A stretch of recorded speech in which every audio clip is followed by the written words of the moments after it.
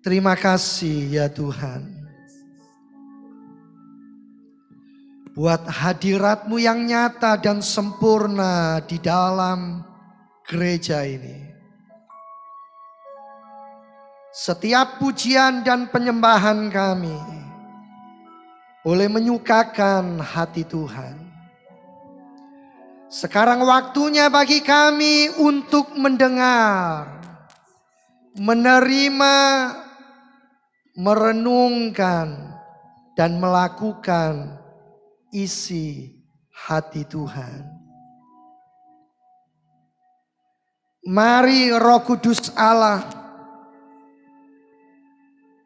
setiap firman yang akan disampaikan pasti termeteraikan dalam hidup kami. Tuhan ada di tempat ini. Tuhan hendak melawat umat-Nya, menasehati, mengajar, menguatkan, menghibur, menolong, melindungi, menyatakan belas kasihan kemurahan-Nya bagi kami. Urapi akan hamba-Mu, urapi kami semuanya. Di dalam nama Tuhan Yesus, puji Tuhan. Amin.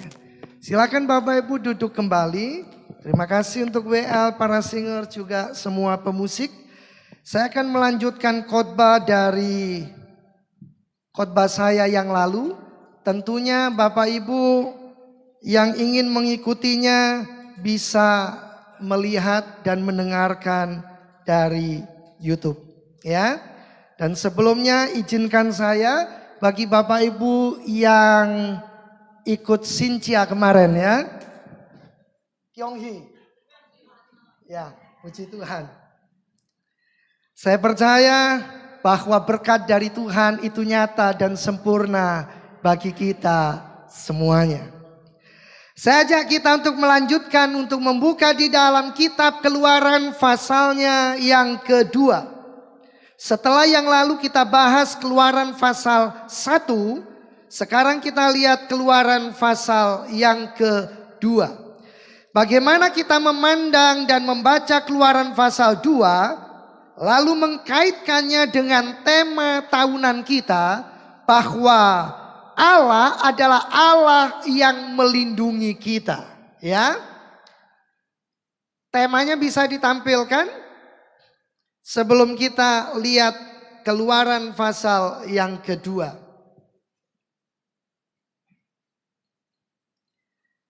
Tahun ini adalah tahun perlindungan Tuhan bagi setiap kita.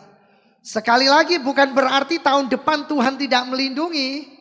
Bukan berarti tahun-tahun sebelumnya Tuhan tidak melindungi kita. Tetapi tema ini memberikan arahan agar kita mensyukuri dan belajar. Kita tidak perlu takut bahwa di tengah-tengah pergumulan hidup ada Tuhan di dalam hidup kita yang tetap memelihara dan melindungi kita. Di dalam Keluaran pasal yang kedua ini Bapak Ibu, kita akan lihat ayat 1 sampai ayat yang ketiga terlebih dahulu. Baru nanti kita akan baca ayat-ayat berikutnya. Bagaimana di dalam Keluaran pasal 2 ini Tuhan juga melindungi umatnya. Melindungi Musa, papa dan mamanya dan keluarganya.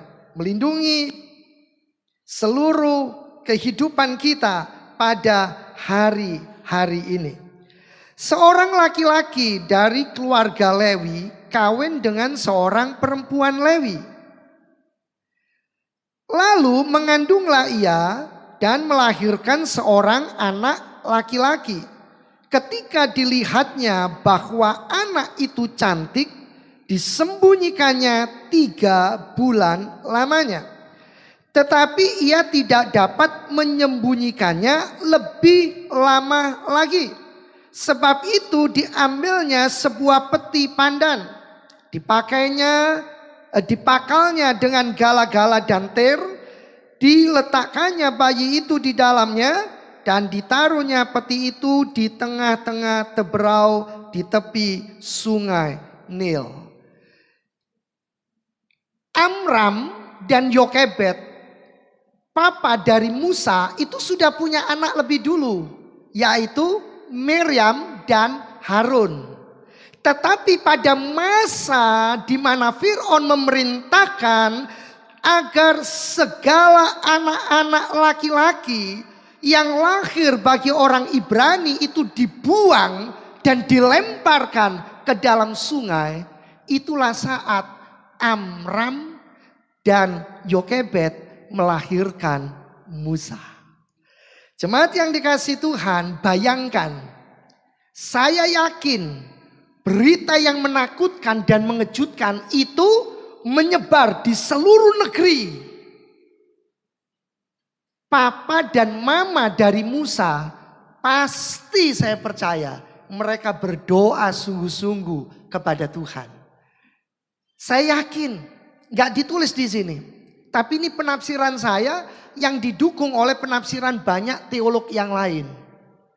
Pasti ini Amram dan Yokebed, papa dan mama Musa berdoa, Tuhan tolong supaya jangan lahir anak laki-laki. Karena Fir'aun sedang murka dan semua bayi laki-laki harus dibuang di sungai Nil. Jadi berdoalah mereka dengan sungguh-sungguh. Tapi ternyata ayat yang kedua berkata, yang lahir adalah jabang bayi laki-laki. Berapa banyak saudara sering berdoa, Tuhan lalukan, Tuhan hindarkan. Malah terjadi. Itulah Tuhan yang maha segala-galanya. Saudara, gak ada di dunia ini orang mau menderita. Gak ada di dunia ini orang mau susah. Ada yang mau susah? Bila perlu gak kerja pun hidup enak. Betul ya saudara? Ini malah dapatnya anak laki-laki. Saudara bisa bayangkan akhirnya Amram dan Yokebed ini kira-kira kayak apa Bapak Ibu? Sikap mereka. Respon mereka. Tapi lihat dalam ayat 2 ini dikatakan. Lalu mengandunglah ia dan melahirkan seorang anak laki-laki. Ketika dilihatnya bahwa anak itu cantik. Lupa namanya Musa, laki-laki kok cantik Pak. Ya, dan disembunyikannya 3 bulan lamanya. Saudara, tindakan melihat lalu menyembunyikan itu ternyata ada pada ayat yang lain, itu disebutkan seperti ini. Lah, mari kita lihat Bapak Ibu. Di mana ayat yang mendukung dan menjelaskan ini. Mari kita buka Ibrani Bapak Ibu. Mari kita buka Ibrani pasalnya yang ke-11 ayatnya yang ke-23. Ibrani yang ke-11 ayat yang ke-23.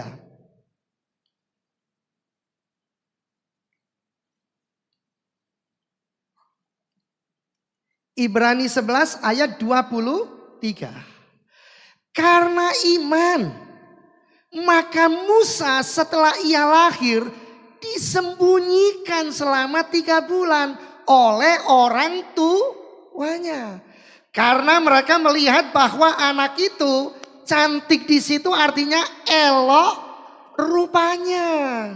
Dan mereka tidak takut akan perintah raja.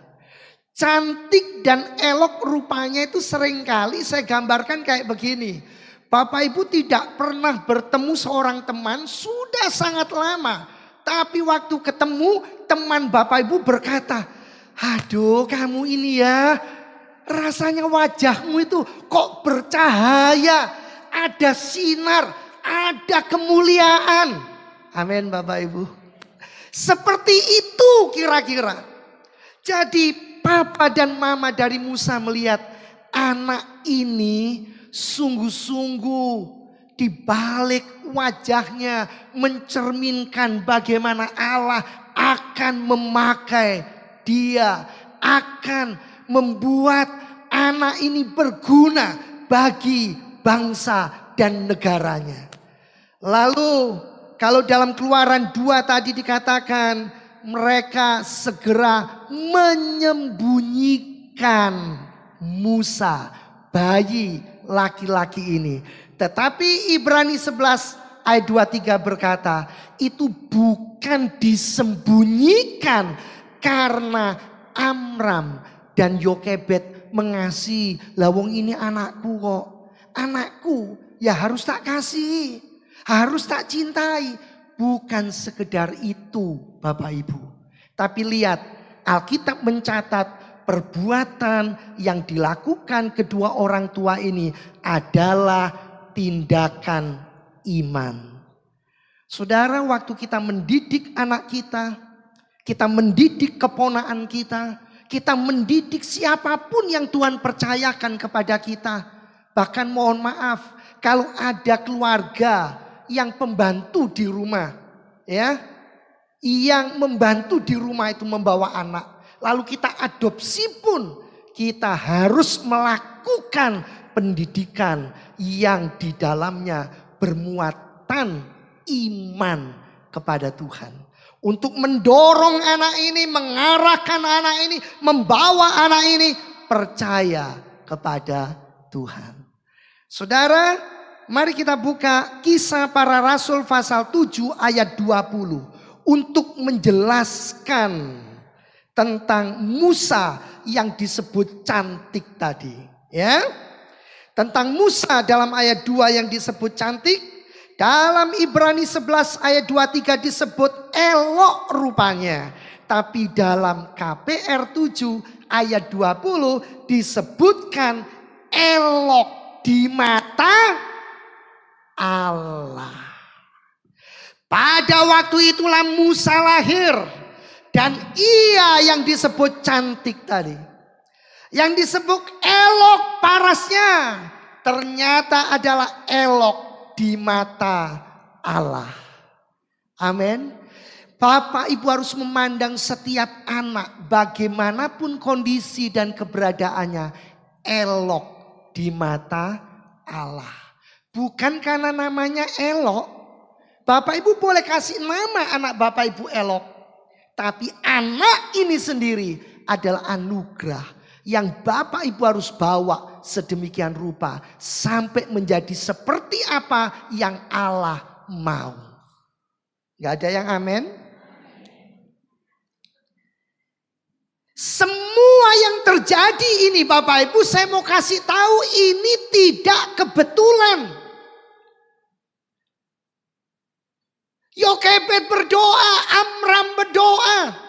Mereka minta kepada Tuhan belas kasihan, kemurahan, pertolongan Tuhan.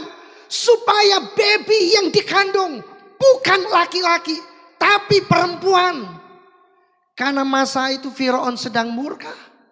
Dan sudah diumumkan kepada seluruh negeri bahwa bayi laki-laki dari bangsa Israel pasti akan mati. Harus dibunuh. Bapak Ibu, ternyata yang lahir adalah laki-laki. Tapi respon yang benar dari Amram dan Yokebed adalah mereka tidak ngomel. Mereka tidak marah, tetapi dengan iman mereka menyembunyikan Musa. Betul? Ada ditulis, karena akhirnya melahirkan bayi laki-laki, maka Amram dan Yokebed mencekik bayi itu. Ada? Ada Bapak Ibu? Mencekik bayi itu dan membuangnya ke tepi sungai. Gak ada. Disembunyikan. Ini adalah tindakan iman. Lalu kenapa juga Amram dan Yokebed tidak menuntut Tuhan? Tuhan, kok saya harus menyembunyikan? Namanya bayi, nangis. Aduh, itu tetangga pasti dengar. Saya harus simpen di mana? Masa saya harus bekap mulutnya?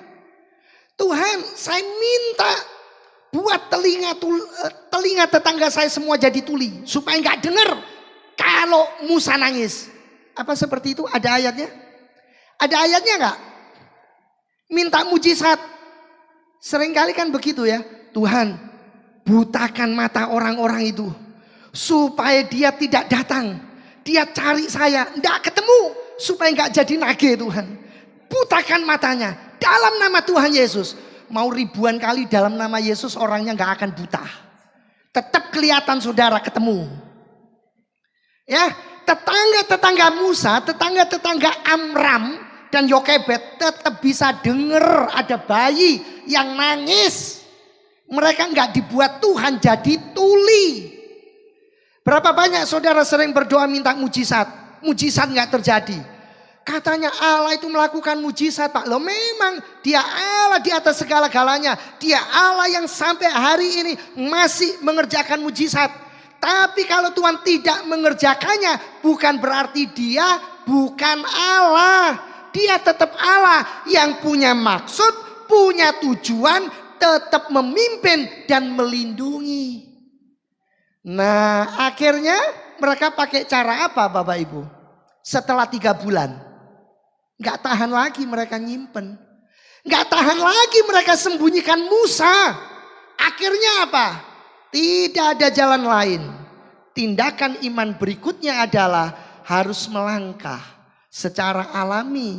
Seperti yang Tuhan maksudkan. Dalam ayat yang ketiga. Mari kita lihat Bapak Ibu. Dalam ayat yang ketiga itu. Apa yang dilakukan? Tetapi ia tidak dapat menyembunyikannya lebih lama lagi. Sebab itu diambilnya sebuah peti pandan, dipakalnya dengan gala-gala dan ter, diletakkannya bayi itu di dalamnya dan ditaruhnya peti itu di tengah-tengah teberau di tepi sungai Nil.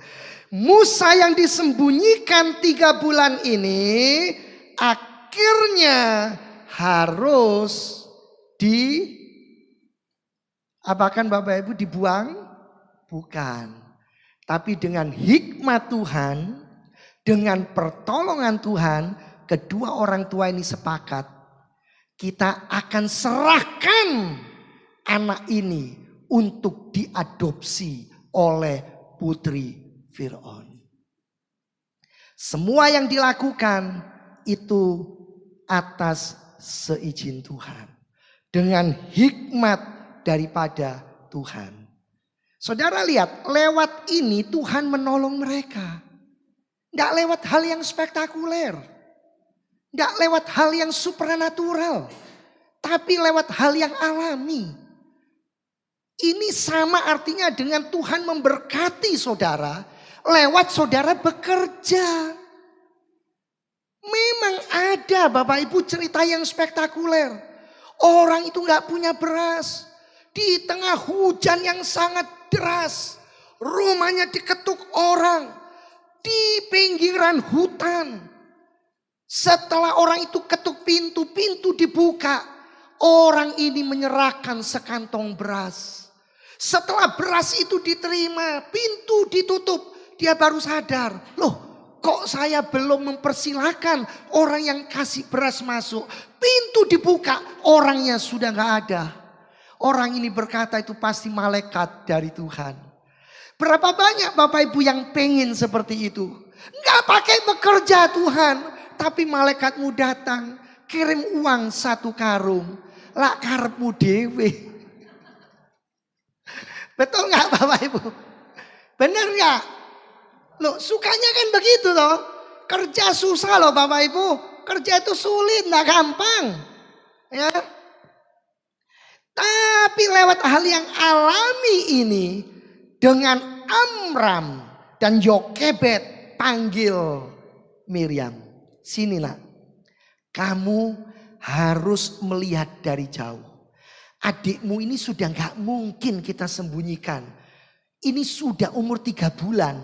Kalau sampai lebih dari ini, nangisnya itu lebih banter, lebih keras.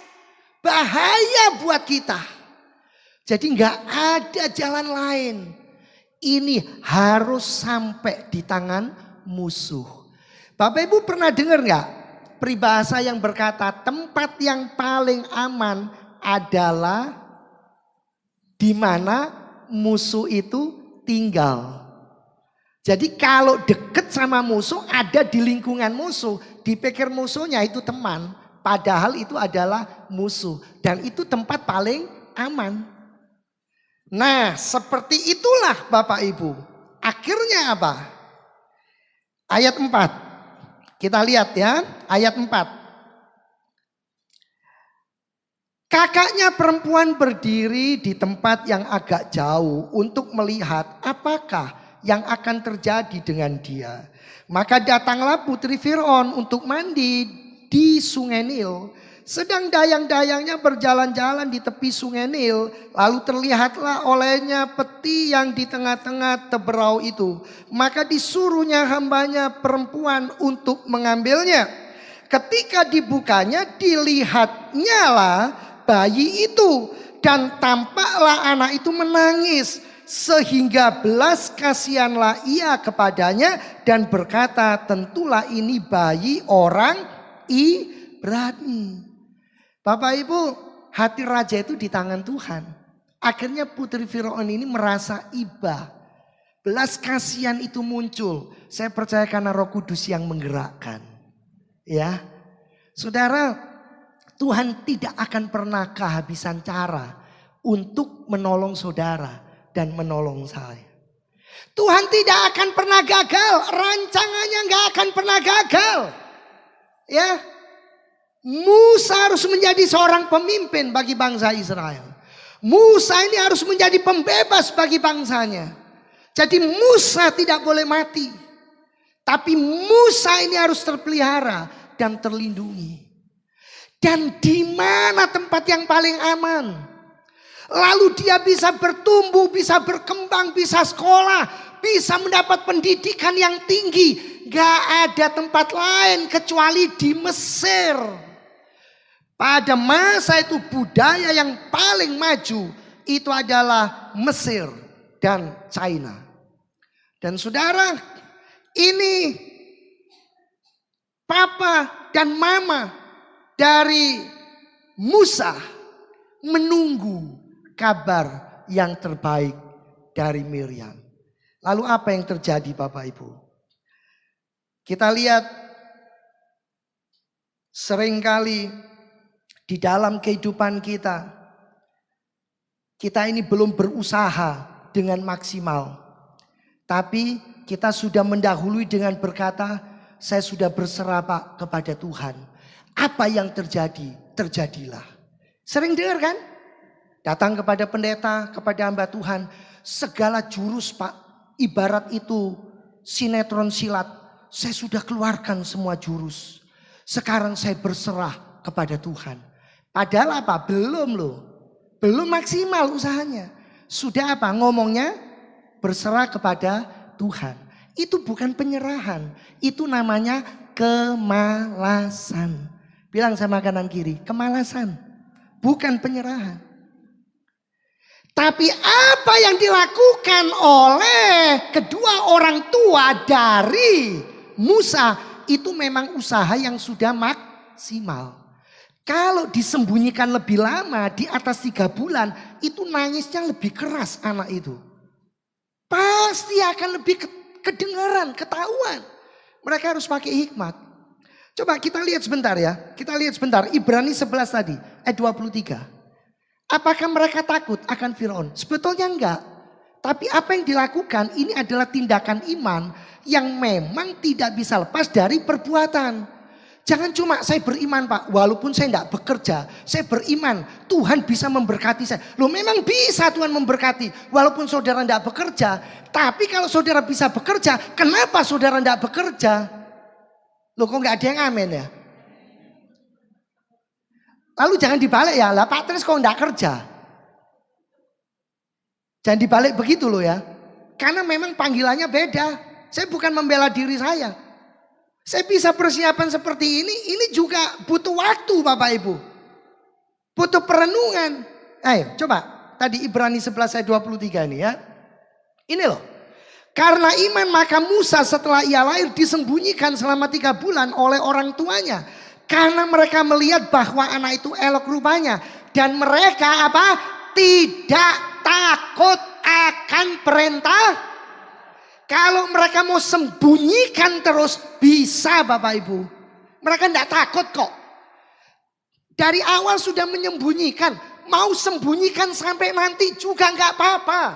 Tapi pimpinan Tuhan, hikmat Tuhan itu membawa mereka sampai kepada tindakan berikutnya, menyerahkan anak ini untuk diadopsi oleh putri Fir'aun. Jangan hanya karena saudara sarjana sastra Inggris, saudara tidak mau bekerja di bagian HRD. Jangan karena saudara sarjana hukum, saudara tidak mau bekerja di sebuah pabrik. Saudara, jangan memelihara kemalasan. Di balik kalimat saya berserah kepada Tuhan. Saya berserah Pak. Sudah terserah Tuhan. Saya mau dijadikan apa? Loh, kalau dijadikan OT-OT kayak apa? Jangan Bapak Ibu. Berserah, aku dijadikan Tuhan sebagaimana aku harus adanya.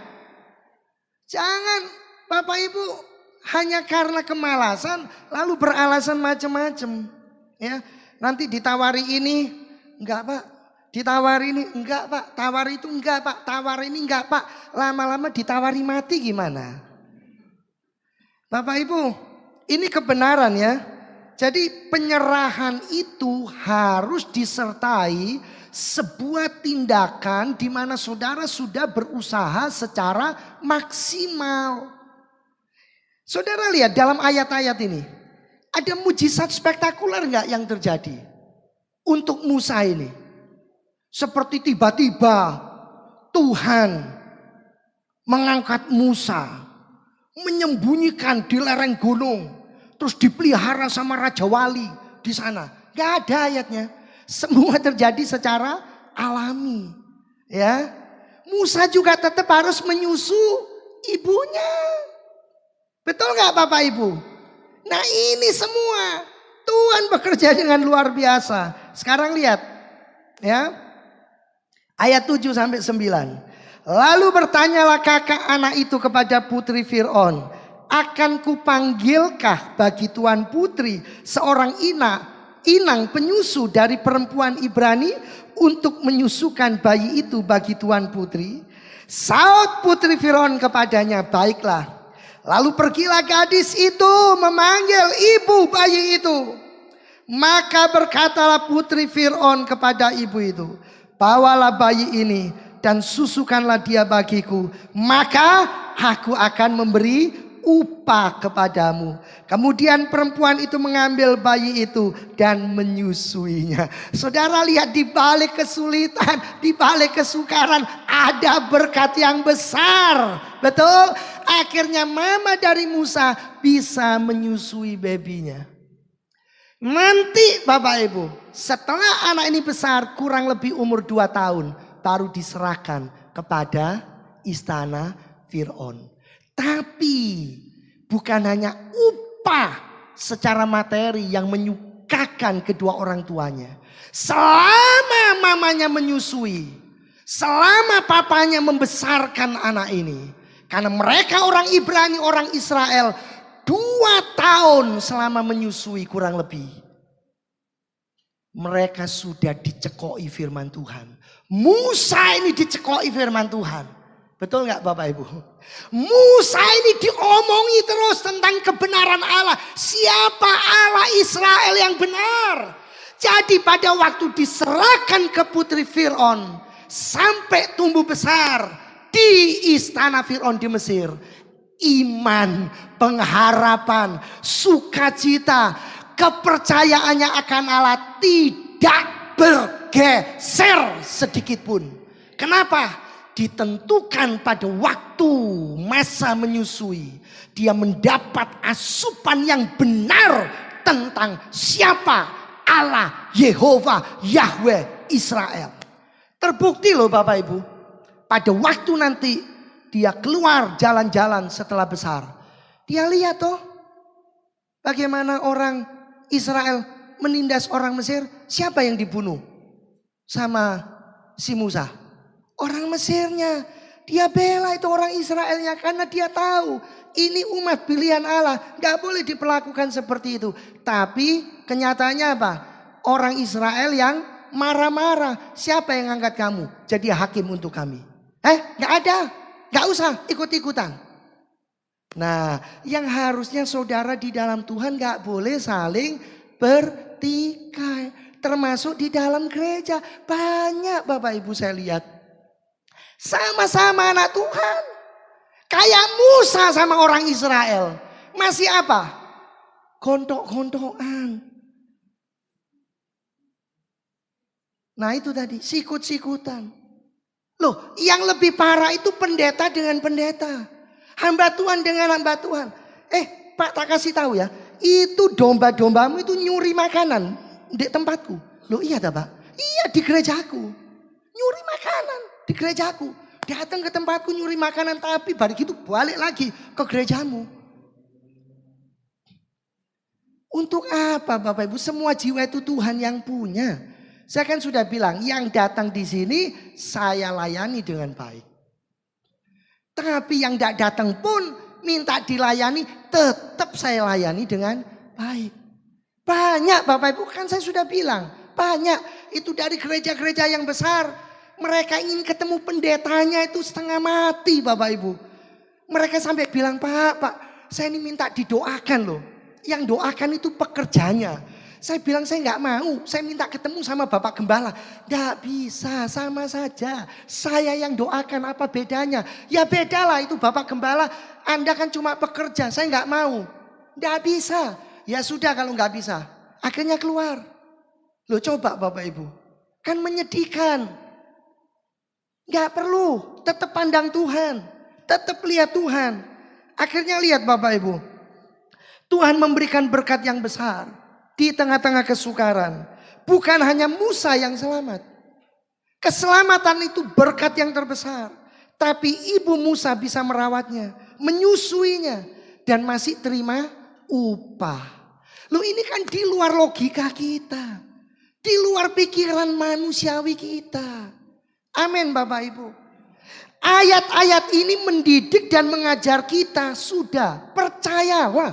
Tidak ada yang kebetulan yang terjadi di dalam kehidupan kita ini. Amin Bapak Ibu. Jangan samakan hidupmu dengan orang lain. Loh kalau itu boleh kenapa saya nggak boleh? Kalau itu kok seperti itu saya kok seperti ini. Tuhan ini gimana sih? Nah lihat pada ayat yang ke-10. Ketika anak itu telah besar, dibawanyalah kepada putri Fir'aun yang mengangkatnya menjadi anaknya dan menamainya Musa. Sebab katanya karena aku telah menariknya dari air. Saudara tapi lihat dalam progres pertumbuhan Musa. Sekalipun dididik secara akademis, secara teknologi, budaya, adat istiadat, apapun namanya di Mesir. Hatinya tidak bisa dicondongkan kepada Allah lain. Yang saya heran itu ada jemaat sudah umurnya puluhan tahun. Kalau minggu ke gereja, tapi hari lain masih bisa ke dukun. Heran saya. Kok bisa ya? Apa yang ada di hatinya? Oh kalau lagi seneng, lagi susah. Lagi seneng ya? Kok lagi susah? Lagi seneng, happy, gembira. Oh cari Tuhan itu. Pokoknya Tuhan itu segala-galanya. Tapi kalau sudah susah, berduka selalu tanya, mana Tuhan? Tuhan di mana? Buktinya? Buktinya? Mana? Saya kayak begini. Mana? Orang gereja? Mana?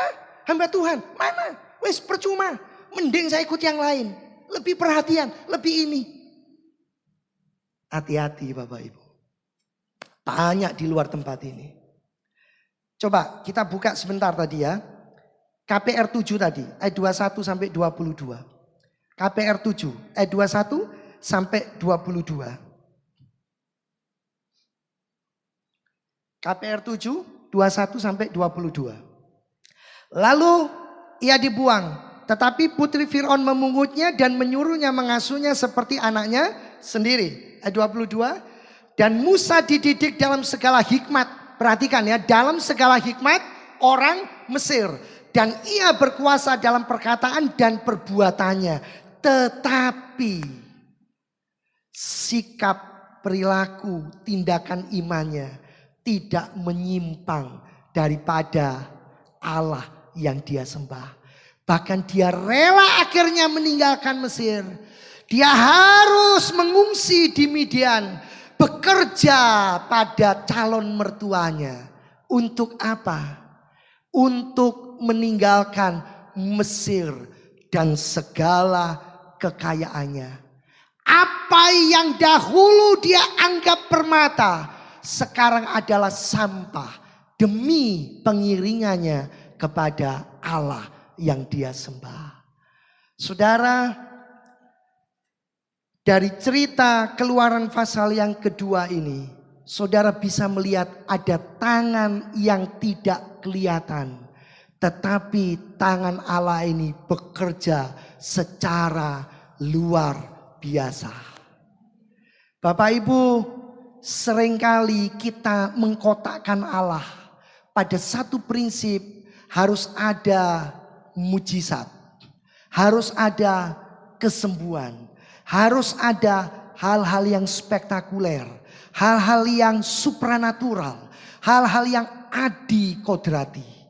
Saya beritahu, memang Allah yang kita sembah adalah Allah yang baginya tidak ada yang mustahil.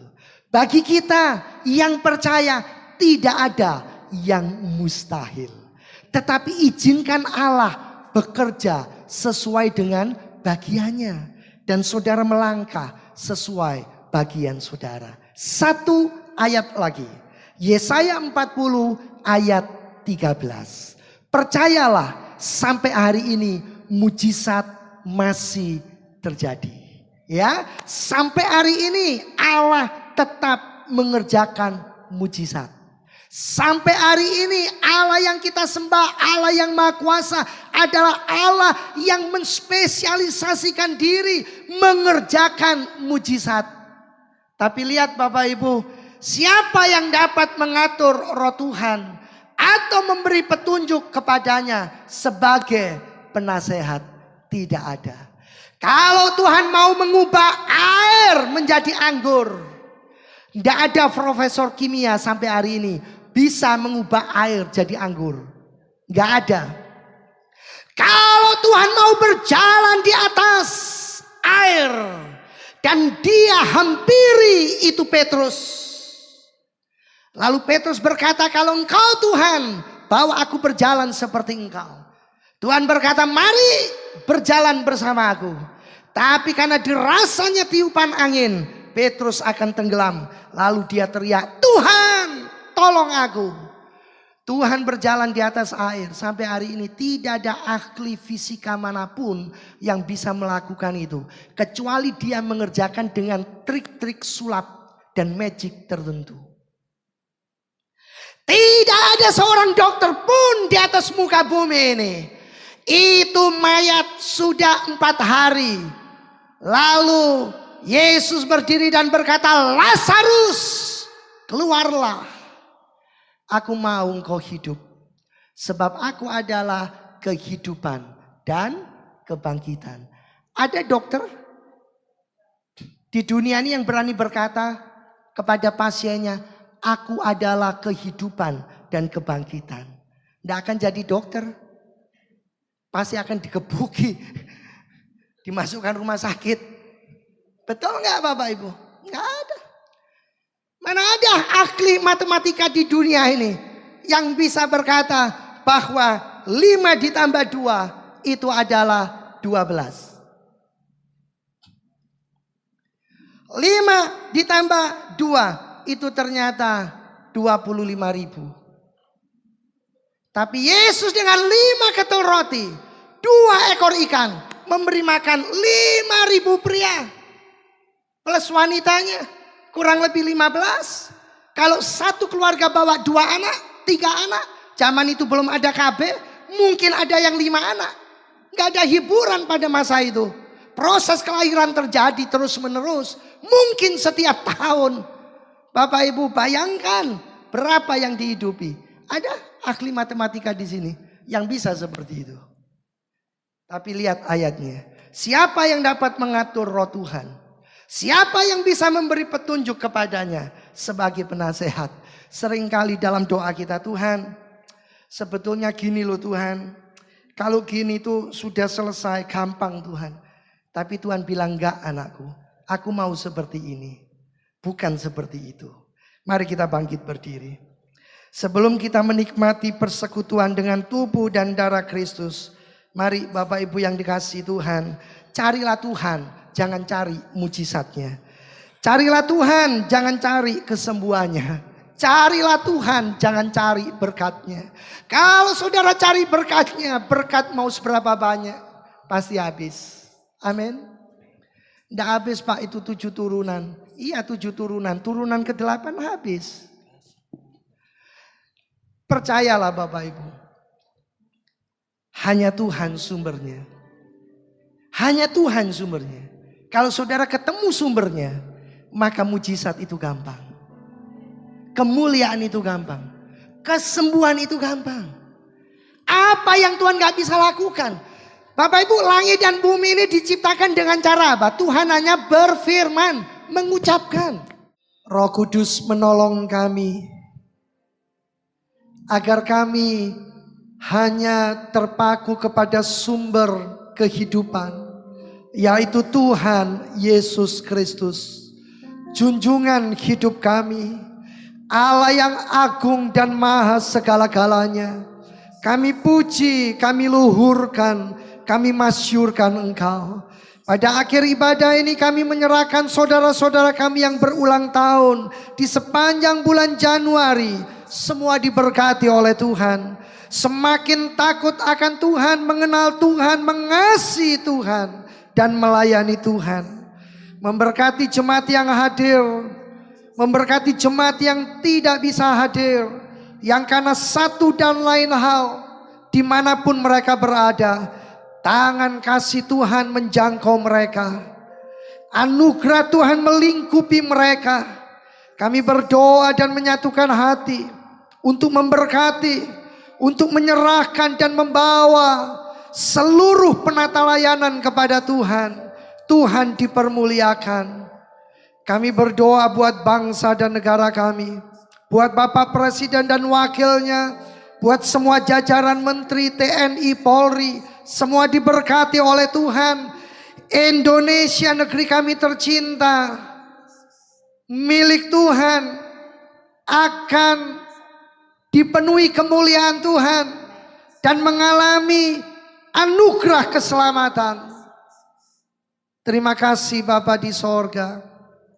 Sebentar kami pulang meninggalkan gereja ini sementara waktu. Kami juga berdoa semua partner-partner pelayanan diberkati oleh Tuhan. Amen. Mereka beroleh belas kasihan dan kemurahan Tuhan. Mereka boleh semakin setia dan sungguh-sungguh akan Tuhan.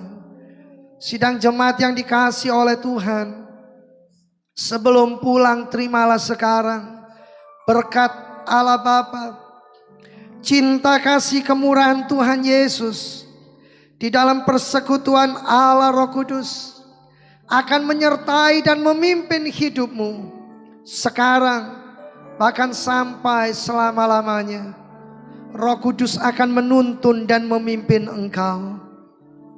Dalam nama Tuhan Yesus, puji Tuhan. Haleluya. Amin.